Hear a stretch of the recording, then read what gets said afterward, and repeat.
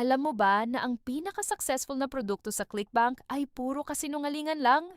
Ito ang kwento ng CB Passive Income na naging nightmare ng mahigit 10,000 affiliates.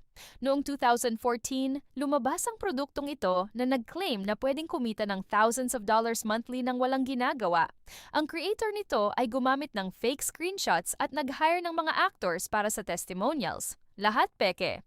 Mahigit 10,000 affiliates ang nag-promote ng produktong ito dahil sa mga fake income claims. Pero hindi lang sila na-scam, mas malala pa ang nangyari. Pagkatapos ng ilang buwan, biglang nag-issue ng massive refund wave ang Clickbank. Lahat ng commissions na nakuha ng mga affiliates, kinuha ulit. Imagine mo, kumita ka na ng malaki tapos biglang babalik lahat. Ang investigation ay nagtungo sa legal case at dahil dito, binago ng Clickbank ang buong approval process nila. Pero ang mga affiliates na naging victims, marami pa rin ang hindi nakabawi hanggang ngayon. Kaya mag-ingat sa mga produktong masyadong magagandang offer.